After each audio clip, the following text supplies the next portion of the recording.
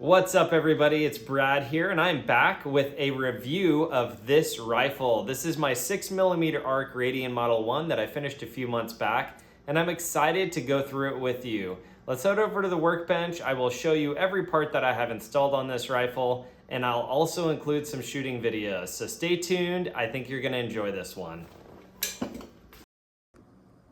I'm going to start and go over every component I used for this amazing build, starting with none other than this awesome Radian Model 1 builder set. I ordered this over a year ago now, and this is their clandestine digital multicam Cerakote, and I was talking to the Radian guys at GunCon in Iowa just this last week, and I was told that they no longer produce this multicam color, and I basically have a rare commodity here because they no longer offer these multicam coatings. And if you can see, it just looks really cool. They Cerakote these builder sets all at the same time, so you end up with just a really, really cool cohesive Cerakote job. And I am bummed for you guys that you guys can't get this anymore. You still can obviously buy these Radian builder sets, and I highly recommend them.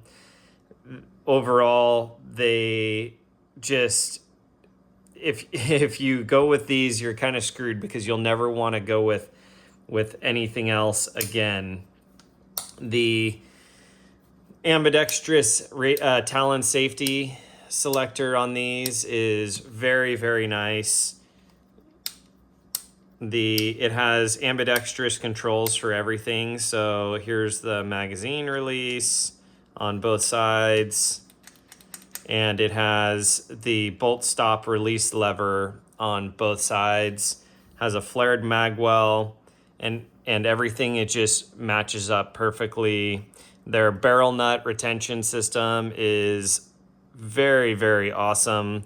And the way that the handguard attaches to the rail with these 4 screws makes it super robust and very, very rigid. I cannot wait to buy another one of these builder sets. I already have been in talks with Radian so that we can do a collaboration on another project, another build. So let's start at the muzzle end. Now that we've talked about the receiver, this is their longest handguard option. I believe it's the 17-inch handguard option on this build, and I will get into why I did that in a second. Up here at the muzzle, let's zoom in a little bit. I have a Nemo Arms titanium muzzle brake. I really like these muzzle brakes. I have 3 of them now. They just are very, very clean looking. They work really well at mitigating the recoil, and they're lightweight because they're that titanium material.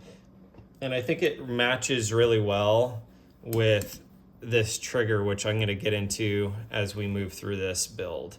So just behind the barrel, I have the 18-inch BSF carbon fiber and fluted barrel chambered in 6mm arc. And if you look at that, it's just such a thing to behold. Very, very, very pretty. Just behind that, I have, you can see it peeking through there. This is the Superlative Arms adjustable gas block. This is a very, very cool design. In here, you could see that's the adjustment knob, and it has these detents, so you can actually click the gas block and know how far you've adjusted it one way or the other.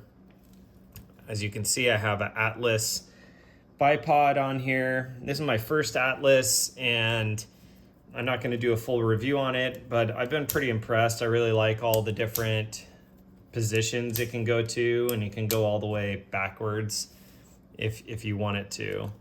So I'm not going to go into a full review of that. Maybe I will at a future date, but so far I've been impressed with this Atlas bipod.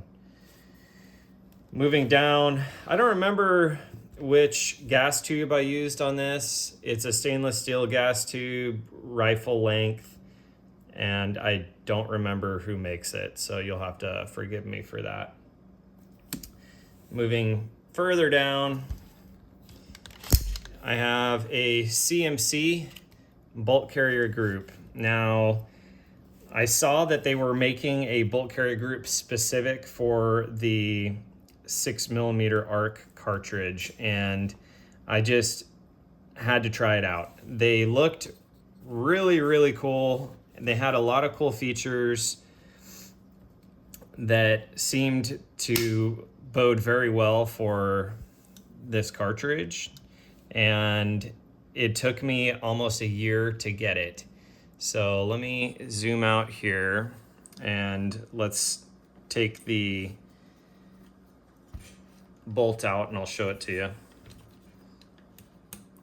So one thing before I do this, I have a CTS engineering buffer in here, and I'll show you that as well. But because I have a CTS buffer, I need to take out both pins and slide this forward a little bit for it to come off of the upper receiver. And I'll explain that in a minute when I get to the lower receiver. Obviously, the Radian builder set comes with their charging handle and their forward assist. It's all just top-notch stuff, very high quality, really cool. So this bolt is dirty after shooting it, but you can see here it is just really, really nice. It comes in a really nice DLC coating, and I didn't have a single issue with it. It performed flawlessly when I was shooting it. It's very, very slick. Has a just great. I mean, everything about it is great. I'm not going to do a full review on this yet. Maybe I will at a future date, but overall, I was just thoroughly impressed. The design kind of is reminiscent of the Lantac enhanced bolt carrier group, just with the lines on it and stuff like that. It's just a really, really cool bolt carrier group, and I've been really impressed with it so far. Put that back in.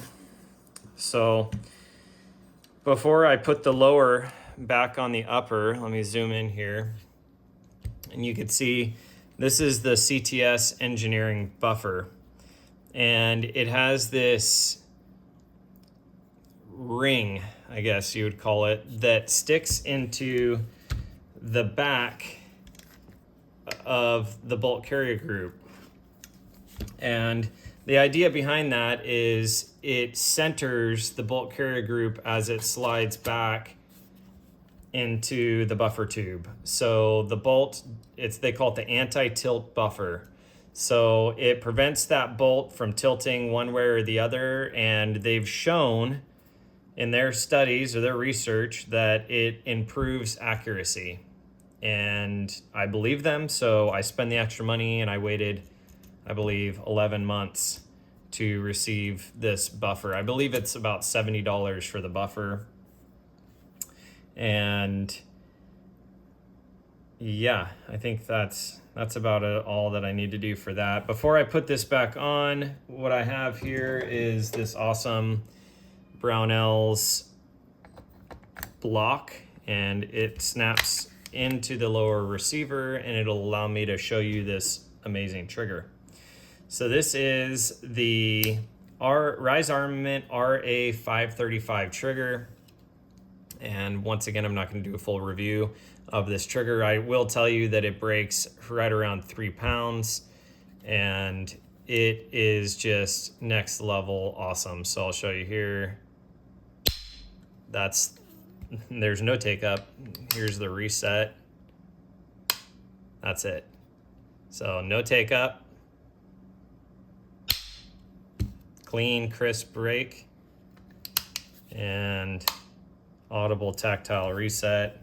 Turn it over here, show you one more time. Reset it. It is the Ferrari of triggers is what they call it, and I believe that's a very, very accurate description for this trigger. It's my favorite all-time drop-in trigger to this date, and I highly recommend it to anybody. So moving back on this build, this is the PRS Lite rifle stock from Magpul. I did a review on this stock, so you can check out that review. It has its weaknesses, but so far I've been pretty happy with it. It's a pound lighter than the PRS Gen 3. And this is the Hoptics USA saddle blanket on here. These things are just paradise for your cheek. So highly recommend those to anybody that listens to me. It just makes it so much more comfortable behind the rifle. It's just basically a sticker that you put on with a heat gun, and it just makes it comfy on your face. So inside this stock, I have a Sons of Liberty Gunworks A5 buffer tube, and I can't remember, it might be a Tubbs spring in here. I'll have to look back and see. I don't remember what buffer spring I'm using. This is the Radian end plate. I actually had to modify this stock to accommodate that Radian end plate because it has a QD attachment, and it was just too nice to remove. Plus I had already staked the castle nut, so I didn't want to take it off and put on a lesser quality end plate. So I ended up just dremeling out the stock to accommodate the end plate. So let's get this put back together. Because of that CTS Engineering extended buffer, you have to kind of put it on and push it into place, and then you can push the pins back in. There you go. Perfect. On top of the rifle, I have, let's zoom out here. This is the Arkin Optics SH4 Gen 2. It's a 6-24 by 50 optic. It's illuminated, and so far I've actually been very impressed. The turrets on it are just very, very clean, audible, tactile turrets. This one I have loosened up to re-zero now that I have it set how I want it. Overall, I've just been really happy with the scope. Some people criticize putting I don't know, $500-600, I don't remember exactly what I spent on this optic on a very, very expensive build. But to that, I tell them, I don't know, I've been happy with it. So anyways, the grip, I have just a Magpul Mo K2 Plus. I really like these rubbery grips from Magpul. I think they are really grippy and work really well. So I don't think I'm missing anything. That is basically the rifle from end to end, every component that I used. So I will break now into some shooting videos, and then I will close this video out. I hope you enjoyed the parts that I used. If you like these parts, I purchased them all through Brownells. So, I'm going to be putting links to all of these products down in the description below, and it'll help me out if you use those links. So, yeah, let's get to the shooting part. Going to be trying the Hornady. This is the ELD match ammo, 6mm arc. See how it does.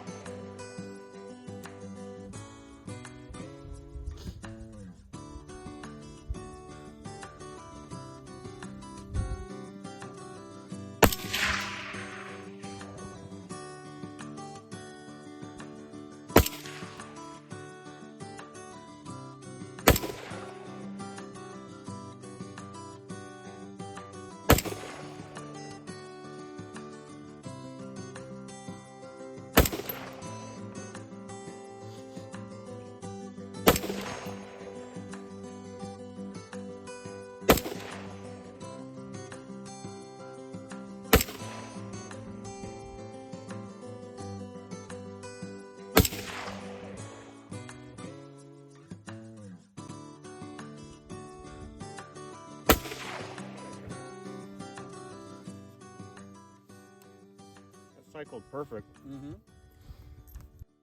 Thank you so much for watching this overview of my 6mm arc build. If you want to build one of these projects yourself, check out the links below because Brownells will surely help you get your project started and save you a lot of money in the process. I plan on doing some reloading and fine-tuning on what this rifle likes as far as ammo is concerned, and I will report back once I get my findings. I am positive that this is going to be a complete tack driver once I find out what ammo it likes. Remember, faith kills fear. Keep the good vibes flowing. Thanks, guys.